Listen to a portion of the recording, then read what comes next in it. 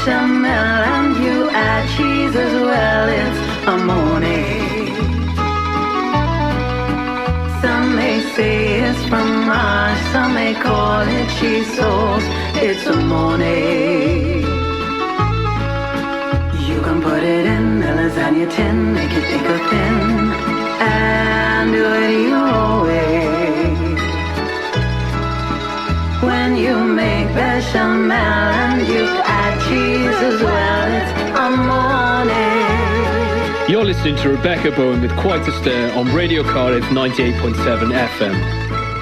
Good evening, you're listening to Rebecca Bowen with Quite a Stirr here on Radio Cardiff, the show where we celebrate Cardiff's tastiest plates and places. Today we're taking you to Victoria Park to meet the team behind Hiraeth restaurant, a spot that's become known for its beautiful Welsh-inspired dishes and its warm, soulful vibes. I'm joined by Lewis Dwyer and Andy Aston of Hiraeth. Welcome to Quite a Stirr. It is great to have you here. Hello. Hello, thank you. Thanks for having us. Would you like to give shout-outs to family, friends, staff? Yeah, just want to give a shout out to the Hiraeth team and everyone who's helped and supported us, and we wouldn't be here without them. Fantastic. Andy, do you want to? I better say hello to my wife Jo and my kids Lily and Alfie, because they'll kill me if I don't. Absolutely. Hello to my wife as well in that case. Yeah, I set you up there. Yeah. What's your wife's name? Ray. Yeah. Let's have our first track. You've picked some bangers tonight. This is Massive Attack, Paradise Circus. Radio Cardiff, yeah, you done know. You're listening to Rebecca Bowen with Quite a Stirr on Radio Cardiff 98.7 FM. Welcome back. We are joined with Andy and Lewis from Hiraeth, talking all things food. Let's talk food. What's your approach to your menu? Is there a certain philosophy behind it? You're known for using local ingredients. Are there any producers or Welsh ingredients you're especially proud to showcase? Well, in terms of local ingredients, we want to try our hardest to get everything as close to the doorstep as we can. Obviously, better mileage and it's fresher the better, really, isn't it? Yeah. But yeah, so at the moment we just set up a sort of farm. Our wine supplier's got a plot of land basically, and he's free reign. Wow. So my wife is currently running that, and so we want to get we've got about an acres to play with. So we just want to get as much growing as we possibly can. Wow, so you've got the whole farm to fork process going on. Yeah. That's the hope, yeah, that's the hope. How many restaurants can say that? I think it's becoming a little bit more popular with the independent scene, because obviously it's a USP, but also cost-wise, hopefully it pays off. You're the first one we've had in come and say that. Oh, wow. Yeah. Well, yeah, and it's a nice touch. It is. And we like going up there. Lewis gets to go up there, obviously, quite regularly with Ray to kind of spend some time up there and getting things going. But it's been quite tough, obviously, over the last few weeks. We've had quite a lot of bad weather. So we've learned a lot of things over the last few weeks on what doesn't work and what works. And there's been a bit of cost to that, I guess. But it's a learning curve. Yeah. Would you extend it to like a beehive as well? There's hives up there. Yeah, but they're not ours. But we'd like to. We've been talking with the guys up there to sort of develop that for us as well, and great. Yeah, hopefully can start bringing that in. And we're just about to take on a bit more land to start growing more. And yeah, I think the plan is we want to get as organic as you possibly can. Yeah, it's going to be difficult to get 100% of our veg from the farm, but we want to try and get as much as we can. And any excess we have, then we potentially want to be like let's set up the greengrocers and try and sell things and as much as we can, and start fermenting, pickling, and just be as resourceful as we can. Oh, you offer that service as well? Well, it needs to hit the menu more to begin with, and throughout the year we need to kind of be focusing on what we're going to do each season, and sometimes you have seasons where you don't have things available, so it has to be kind of obviously pickled, fermented and whatever else. So there's loads, but it kind of keeps us busy, I guess, during those quieter times. Kimchi is like hugely popular, and you love your Japanese. Yes, big fan of that. You feel confident in that area? So I've just learned over the years to pick things up. Like this month's menu now, we had a huge glut of rainbow chard, and my wife every other day was just bringing crates and crates of the chard, and we're like, we can't sell it fast enough. Wow. So we've fermented it all down. We've just made a little rainbow chard kimchi. So we got that on the menu at the moment now. It's going down really well, to be fair. So that sounds incredible. And so you're going to sell the pickled. We'd like to get to a stage where we've got enough, and that's by bringing up, obviously taking on more land and growing more. This is our first year of growing, really. So it's at the moment it's enough to keep the restaurant going, but eventually, it would be nice to kind of add to that. Do you have an online shop? Not yet. Not yet. So that's what you're aiming to do. Maybe one day. Yeah. Okay, that's amazing. I love that. You were talking about wineries just now. So you've got wine pairings, and let's talk about your cocktails and who's the master behind them. Yes. So the wine pairings, because we change our menu obviously monthly. The wine list changes monthly. So we work really closely with our wine suppliers, and basically it sounds really fancy, but it's not. We just send our menu to them each month. They come back with loads of different suggestions for each, and then we'll kind of go through them and pick based off what we like, the taste of, the sound of, the look of, what's different, what we can talk at the table, and we go from there, and we learn along the way as well. So every month we try to keep it a little bit different, and then that way the team's really interested in it. They get to taste different wines, we get to taste different wines, and then the guest does as well. So it's win-win really. And you know your stuff when it comes to wine anyway, because you know about the growing. Well, like with everything in our industry, I think we just learn as we go, and we keep learning. It's every day's a school day. Oh yeah, I love that. I absolutely love that. So, what's your proudest moment to date? There's lots to choose from. You quickly gained entry into the Michelin Guide. Shortly after opening, you received 2 AA rosettes, competed on BBC's Great British Menu, representing Wales in 2024 and 2025. I mean, the list is endless. I want to hear all about Great British Menu, and so do all our listeners. I want to know what your proudest moment is. I want all the gen, all the goss. Come on, don't be shy. We'll get invited back. That was a proud moment. Absolutely. Yeah. So it was. Yeah. Well, initially when I first got invited on, I was a bit taken back by that. I was like, have they got the right address? Have they? What's going on here? It was a huge learning curve. Rabbit in the headlights springs to mind when it comes to Great British Menu. Yeah. It was massively out of my comfort zone, and being in a foreign kitchen and not knowing where it was, and having 6-7 cameras on you, it was very daunting. Yeah. So glad I managed to just bumble my way through that. It was amazing achievement. But yeah, it was. I think it was. It was every chef's dream, I think, to go on the show, and it was a really nice experience. I think all the chefs I cooked with as well were really great, and I've stayed in touch with a few of them. That's nice. And it was to represent Wales was a huge honour. Of course it is. Are you going to do any collaborations with any of the chefs you met, or any future collaborations with anyone? There's some stuff in the pipeline. Can't really say too much. But not giving us the exclusive, boys. At Radio Cardiff. There's some stuff in the pipeline for next year, and it's sort of early stages. But we're open to it, and you'll just see where it goes. It's quite exciting that if it happens, and we get to work with some really interesting people. Again, it's just an opportunity to learn and rub shoulders with people, and kind of get used to how they work, and finding their passion for what they do and stuff. Absolutely. Yeah, it's all interesting. Any cookbooks in the pipeline, or do you want to keep your recipes to yourself? No, not really. We're both terrible at writing recipes, which kind of very gung ho. Just like, we'll chuck it together, make it work. Really, yeah. I love that. But I think because as we said, we change the menu every month. So we're constantly writing recipes and stuff every month to sort of try and get consistency. Every month you change your recipe. Yeah. Wow.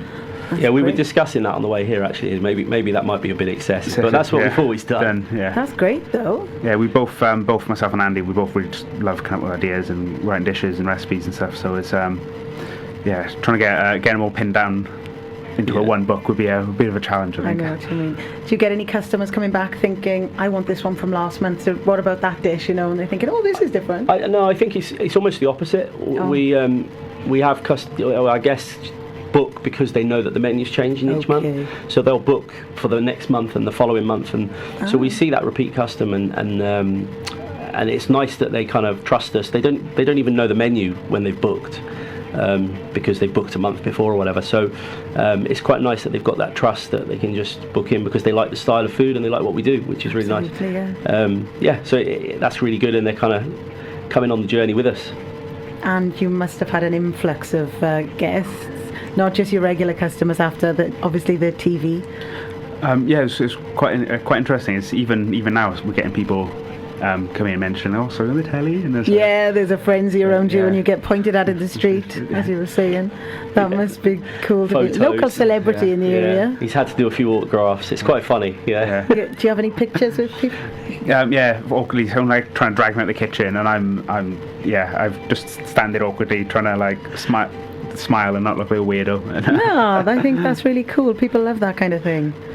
That is great. Welcome back to the show. We are joined with Hiraeth, and the music you're hearing is actually echoing the vibe of the restaurant. You chose the music because it's a laid back, it's cool, and I love the tracks you picked, and the engineer loves the tracks you've picked. Would you like to talk about your previous chef roles, your journey to Hiraeth, how it helped shape your vision, the foundations of the strength that you've got as a team? Yeah, I guess so. The journey, I suppose, is slightly different for myself and Lewis because we both come from very different parts of the country. Yeah. I sort of went a different route and went the college route. So I kind of started cooking in a local pub. That my mum got me the job, just in a little place near Aylesbury in Buckinghamshire. Nice. And so it was kind of one of those, I started working in a kitchen just for some money. And then, as with a lot of people in hospitality, it gets under your skin. And you just end up never leaving.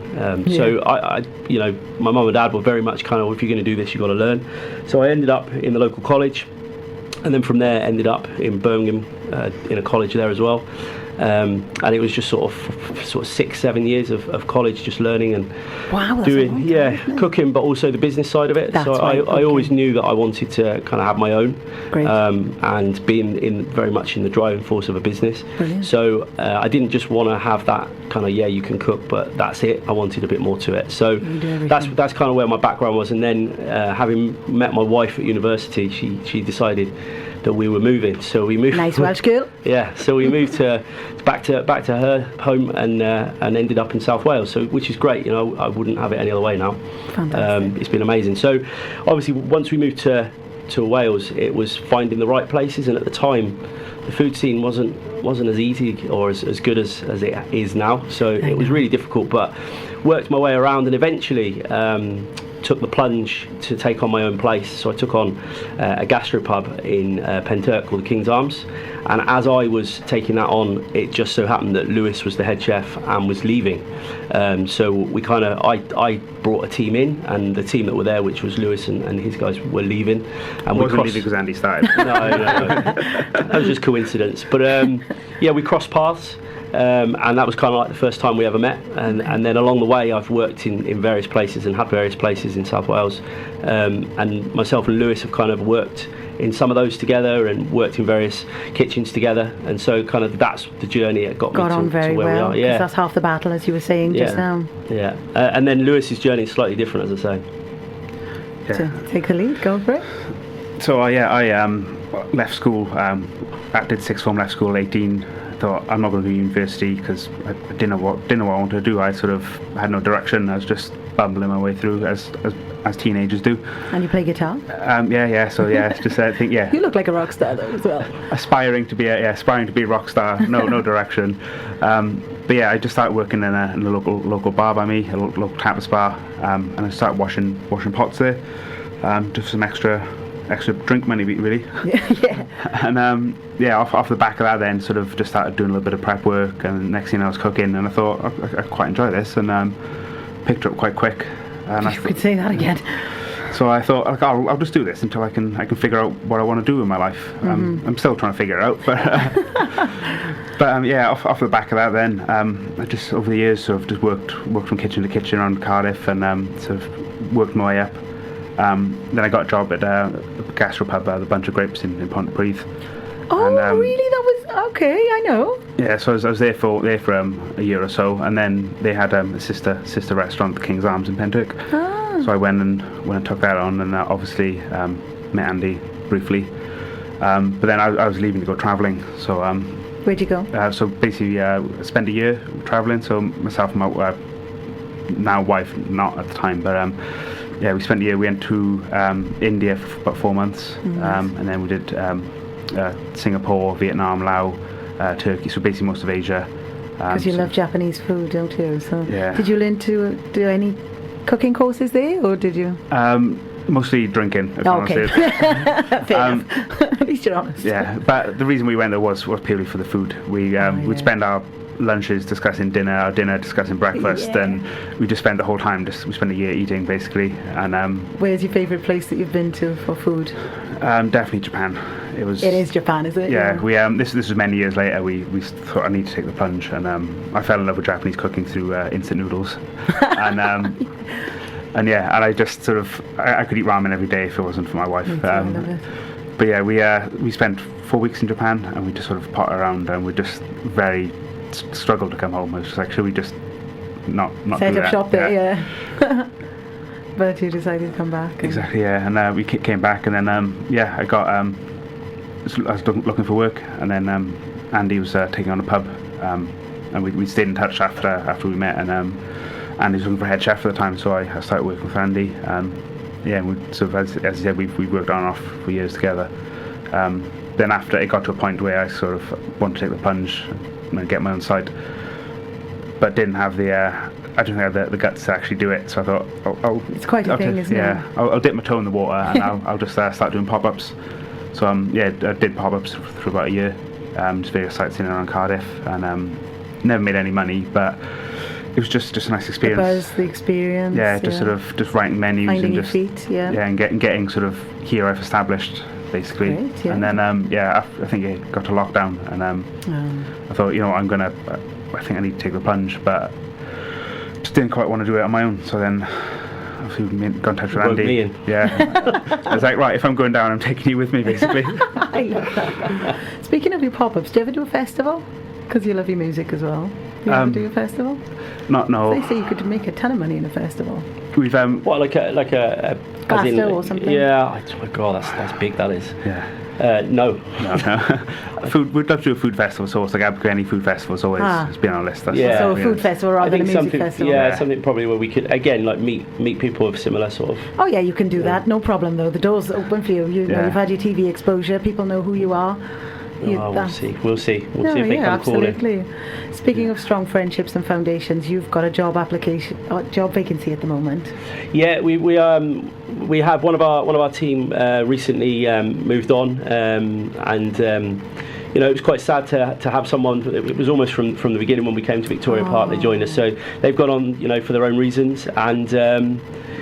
So that was quite tough, but it means then we have that kind of exciting moment of trying to make new friends, which we're not very good at.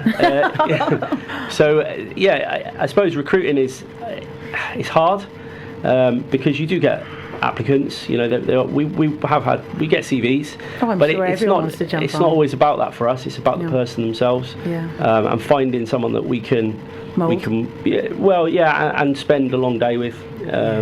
And that can kind of work with us, and we can work with them, and it's more of I suppose very cheesy, but it's a bit of a family. So of course it is. It's kind of why it makes it more difficult.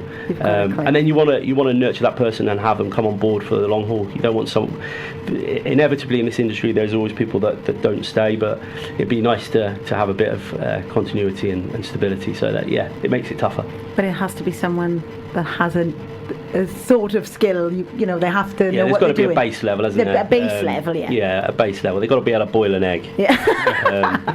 Well, I mean, that's probably boil it, fry an egg. Yeah. Scotch egg. That's more technical. Yeah. That's kind of, I suppose, it's all about the person for us. Okay. And I suppose that goes across the whole of what we do here. I like the music that we've brought as well for yourselves. We've always made this kind of decision that we're going to do this for us. Mm-hmm. So we want music that's playing in the restaurant that we want to listen to. We don't open on a Sunday because we don't want to work Sundays. Okay. We want a team of people that we work with that we want to work with. So and it's the same with food as well. Some people say like, can you pigeonhole your? So I know like obviously Japanese comes in a lot, but say can you pigeonhole your type of food? And it's just food that we want to eat. There's no like ethos or style behind the menu. There's a lot of Japanese food on the menu because I like eating Japanese food, and it's literally just that simple. It's just we want to basically build a restaurant that we would want to eat at. That's fantastic. And that's sort of our whole ethos behind the whole thing. It doesn't always make business sense, if we're honest, but we've done it because we want to do it, not for any other reason really. So it's about us enjoying our day. Yeah, it works though. Yeah, and hopefully that comes across for everybody that comes to eat with us. Food is fantastic. Radio Cardiff, bringing the house down. The engineer and I are in love with the tunes tonight. He is really enjoying himself. He wants to elaborate on the menu. He wants you guys to elaborate on the menu. He wants to get hungry. He wants to know exactly what's on your menu I think it's this month. It's pinned. It's on your Insta. I'm just going to read it and then you can elaborate and tell us all about it. So, tiger mussels, mushroom parfait, parmesan tartlet, port jelly. That sounds amazing. Chicken tea. You're going to have to talk about that. Rainbow charred kimchi. We've done that one. Skate wings. I'm going to have to zoom in. I need glasses. Cheese donut. Gorgeous. You're going to have to tell us matcha and white chocolate Danish. You're going to have to elaborate and tell us all about your menu. Go for it. Well, I think the easy one would be touched on the chicken tea. So go for that. As we said, we change every month, except the chicken tea. That's our one. Oh, that's your mainstay, is it? Yeah. So that's the our bread and butter, if you will. So So that's the one we've got to come in and try. literally bread and butter. Yeah. So chicken consomme, chicken karaage, is that what you say? Chicken karage. Karage. Yeah. Karage. With shoku pan. Shoku pan and chicken skin butter. Skin butter. Yeah. So yeah, it's a dish. So basically, when you see everywhere that Everett does sourdough bread, and it's kind of like every restaurant sourdough, and we were like, right, let's go against the grain and let's go at the end of the scale. And being a lover of Japanese, it's like, let's do a shoku pan. So it's it's Japanese milk bread. Okay. It's on the sweet side. It's like almost like a brioche. It's just a really light, soft, sweet bun. But it works with the tea. Yeah. Yeah. So we serve that with some chicken skin butter. So basically, we make chicken crackling. And so we get chicken skin nice and crispy, and then we blend that up through and churn that through our butter. So you've got this really nice salty roast chicken butter, basically. It goes really well with the you got a nice salty butter, and your sweet bread is it's really nice. And then we serve that then with some chicken karage. Karage, I've never heard of that. So it's essentially like a Japanese style sun fried chicken. So we marinate it in shiokoji, which is basically it's what they use to make misos and whatnot and that, but it helps sort of give that really umami sort of flavour to the chicken. We marinate that shiokoji, some fresh apple, ginger, garlic, soy sauce. We deep fry that then, just because we're like, how can we make this dish even dirtier? Let's chuck some deep fried chicken on, basically. Yeah. And we serve that then with like a furikake, which is basically a Japanese seasoning. So it's furikake. So it's toasted sesame seeds and seaweed. But ours then we had all pumpkin seeds for it to give a bit more crunch, and then we sort of coat the chicken in that then with some sriracha emulsion, and then on the side then we serve a little pot of tea. When you say seaweed, is it actual seaweed or is it just kale? Because a lot of people think seaweed it's just literally crispy kale salted, isn't it? Yeah, I know we use nori seaweed. So it's a proper stuff. Yeah. So you can have barralow and cockles is a Welsh thing, and that's real seaweed. But so you do. Wow. And then we serve the chicken tea on the side then. So we basically make chicken consomme. So we make a really nice rich chicken stock, and then we sort of clarify that. And then we make a dashi stock using kombu seaweed and bonito flakes, which is like a dried tuna fish, basically. So we basically make a little dashi stock out of that, and it's got this really nice rich umami flavour, and we basically mix that and the consomme together to make this little flavour bomb that is the chicken tea. Wow, that sounds amazing. It's one of those at the table as well. When you serve it, you always get those wide eyes, and people. It's a bit of a favourite for people. So one of our guys, Hal, he always recommends people make a sandwich out of the karage and the shoku pan. And just, like really get stuck in there, sort of thing. Get messy. But it's a bit of fun. Yeah, lovely. So we took it off last year. We did a little sort of promo month in January because it was quiet. So we took it the chicken tea off for that month. And there was uproar. We were outside with pitchforks, all sorts of kicking off. So you do have people saying, "I want this from the other." Yeah. So it's like, right, we'll keep the chicken tea on. So that's our one staple. So coming for that, definitely. That's a good one. And then the rest of the menu, I suppose, has to flow from there. We always try to follow a very much kind of a theme, I guess, because otherwise it'd be scattergun. So we always start with a couple of snacks, which is where you see the mussels and the parfait. But there's always a couple of snacks that start everything off, and just to kind of get people going. It's a taster menu, right? That's right. Yeah. So the snacks kind of start everything, and then it flows from there. So I suppose we do follow a theme and a kind of almost like a format. Yeah, a format, but then we can get creative within it. So it's good. Yeah, fantastic. And there's plenty of back and forth and arguing. And, With an open kitchen. You have well, to... yeah, in service, but also when we're writing the menu. Oh, I see. Right, behind the scenes, yeah. because obviously we come from very different sort of ideas and backgrounds, and Lewis has his favourites, and I have my kind of style, and we kind of have to try and bring it together. Of course, yeah. And I think that's what makes it quite interesting. Yeah. But I suppose it's quite nice having two sets of eyes, and I suppose because we're both chefs, it's nice having both of us write the menu together, because sometimes I may come up with an idea and like hit a brick wall with it, being like, I've got a concept but don't know where to take it, and then it's nice having Andy then have a fresh set of eyes and vice versa, so we can sort of both spur each other on, and and it kind of it doesn't always both work. ways. It doesn't always work, At least you're honest. We'll sometimes come in on days where we've got to obviously prep or develop a new dish or whatever, and it ends up going completely out the window, and it has to go in the bin. It just doesn't work. Really? But I suppose that's part of the fun, isn't it? You go learning as you go as well, and that's the danger of changing the menu, I suppose. But we just try to make sure that once we get to that first day, we're really happy with what's going out then.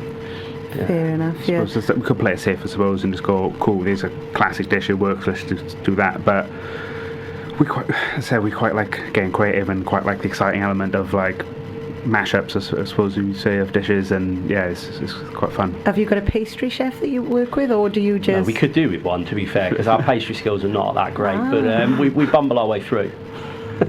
No, but that's great.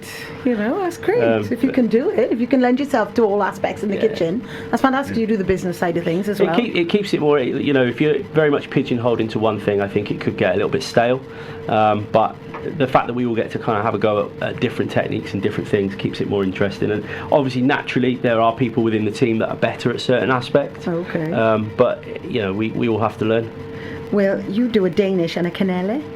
You have to be good at what you do to do that kind of thing. Yeah, the cannelle actually. We all generally, because it varies. We generally only have two at the kitchen at any given point, so we try and make it fluid so that everyone can do every section, everyone can prep everything, and with the Danish, you've got to let it prove. So there's a lot of the cannelle though as well. That's a stroke of genius, I think. Yeah. So we really like the traditional cannelle Bordeaux, and it's just a standard sort of, here's a cannelle, that's it, is a very staple French dessert. But then Andy had the idea, so from the farm this year we had quite a small yield of pumpkins. Oh. Not enough to do anything substantial with, so we couldn't put a whole month's worth of dishes on. So Andy had the idea of making a spiced spiced pumpkin curd out of it. Yummy. And so we got basically a pumpkin spiced latte, basically. So we pipe the cannelle with this spiced pumpkin curd, and then top it with a coffee chantilly cream. Oh, wow. And it was just sort of it's Andy's way of being creative and being like, right, we've got this small yield, how do we get the best of it rather than just wasting it? And it's been a really good pumpkin spice, so do you? I can't stand it, but I know it's really popular, and obviously the guys have said it's really good, but I just can't get past What is it you don't like? Because I don't know, it's just been overdone by Starbucks or something. I know what you mean. I'm not really sure. There's a stigma attached to it. It's just something that gives me a shudder, and I'm like, oh, really? But there we are. The cringe factor with the pumpkin spice. But I mean, and also with the way we do the menus, it does produce wise. It kind of opens the door to us as well. Like we've had things like Mangalitsa pork on in the past, and we kind of met a producer in Newport that was doing this, and that made it really interesting. It's a nice talking point at the table. So all these dishes help you talk at the table if it's something interesting about it. So like for instance, the Mangalitsa was fed on the grain from Tiny Rebel Brewery.